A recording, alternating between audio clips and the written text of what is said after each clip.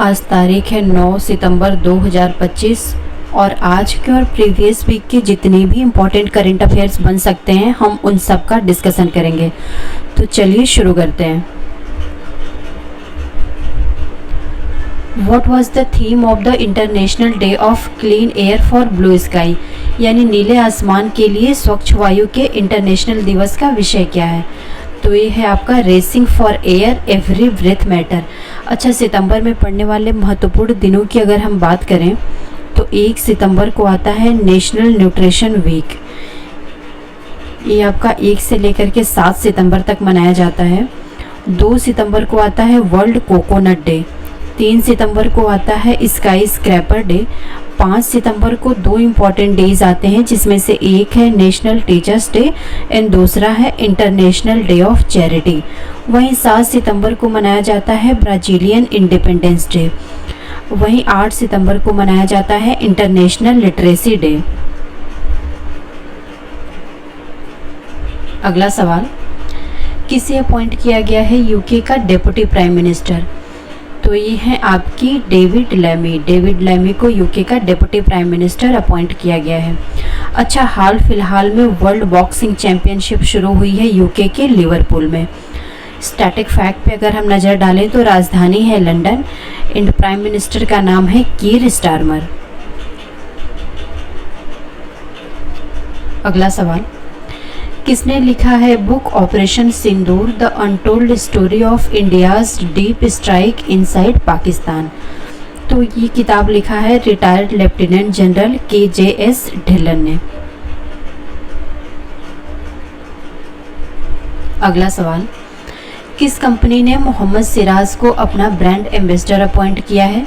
तो ये है स्केचर। स्केचर ने मोहम्मद सिराज को अपना ब्रांड एम्बेसडर अपॉइंट किया है।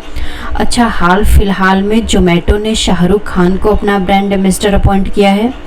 इन सचिन तेंदुलकर को कई चीज़ों का ब्रांड एम्बेसडर बनाया गया है, जिसमें से एक है social media platform Reddit, financial company किश्त और बैंक ऑफ बड़ौदा के ग्लोबल ब्रांड एम्बेसडर भी सचिन तेंदुलकर ही हैं।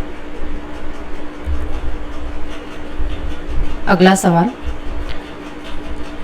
What is the theme of International Day of Police Cooperation 2025? तो इसका थीम है ICT and AI in Policing।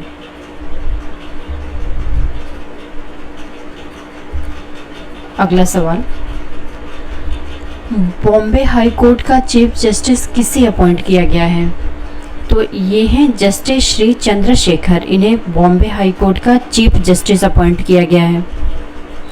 अच्छा, अगर हम ऑप्शंस में और भी जो ऑप्शंस दिए गए हैं उन पे नज़र डालें तो ये जो विपुल M पंचोली हैं ये पटना हाई कोर्ट के चीफ जस्टिस हैं। जस्टिस राजेश बिंदल जज हैं सुप्रीम कोर्ट ऑफ इंडिया के।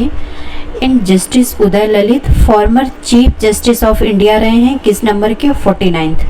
अच्छा, आपका सवाल होगा कि अभी चीफ जस्टिस ऑफ इंडिया कौन है और वो किस नंबर के CJI हैं? इसका आंसर आप कमेंट बॉक्स में देंगे। अगला सवाल, जमाइका की लगातार 3rd कॉन्जिक्यूटिव टर्म के लिए प्राइम मिनिस्टर कौन बने हैं? तो ये हैं आपके एंड्रयू माइकल होलनेस। ये लगातार तीसरी दफ़ा जमाइका के प्रधानमंत्री चुने गए हैं। अच्छा, अगर हम स्टैटिक फैक्ट पे नज़र डालें तो राजधानी है किंगस्टन, करेंसी है जमाइकन डॉलर एंड प्राइम मिनिस्टर के पार्टी का नाम है जमाइका लेबर पार्टी। अगला सवाल, किसने रिसीव किया है professor VK Gokak award Bengaluru में, जो कि दिया गया था 7 सितंबर 2025 को?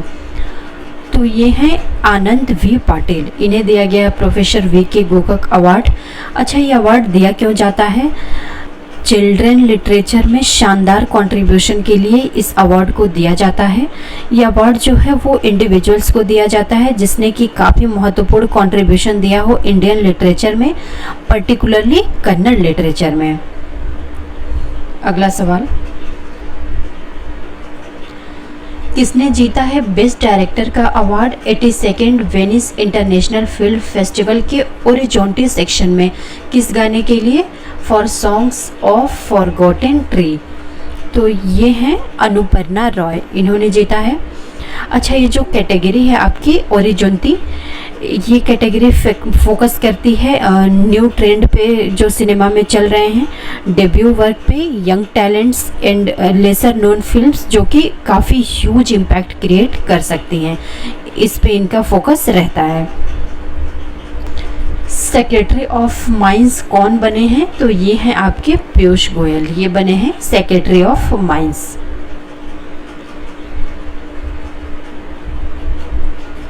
अच्छा, हाल फिलहाल में किस कंट्री ने 570 मेगावाट का वोंगचू हाइड्रो पावर प्रोजेक्ट एग्रीमेंट किया है भारत के साथ?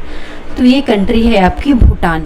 भूटान ने एग्रीमेंट किया है। अच्छा, इस एग्रीमेंट की टोटल वैल्यू कितनी है? तो ये है 6000 करोड़, और या अगर हम यूएस डॉलर में बात करें तो 700 मिलियन।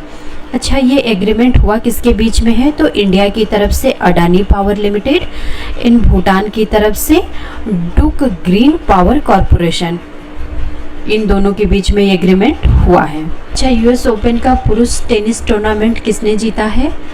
तो ये है कार्लोस अल्काराज, इन्होंने जीता है। अच्छा, इन्होंने हराया किसका है? तो कार्लोस अल्काराज ने हराया है जेनिक सिनर को, और ये ओवरऑल कैटेगरी में 6 टाइटल है कार्लोस अल्काराज का, और यूएस ओपन का इनका ये दूसरा टाइटल है। और इस साल जो फ्रेंच ओपन हुआ था उसको भी कार्लोस अल्काराज ने ही जीता था। अच्छा, टोटल साल में 4 ग्रैंड स्लैम होते हैं, जिसमें सबसे पहला होता है ऑस्ट्रेलियन, दूसरा होता है फ्रेंच, तीसरा होता है विम्बलडन, एंड चौथा और आखिरी होता है ग्रैंड स्लैम, वो होता है यूएस ओपन।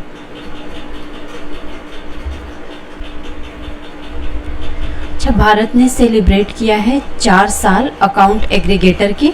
ये किस साल लॉन्च किया गया था?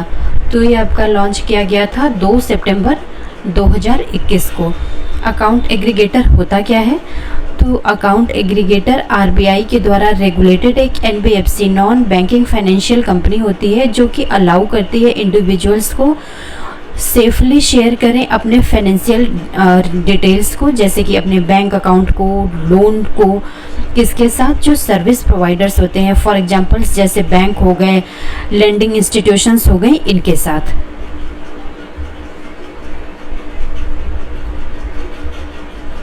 Thank you.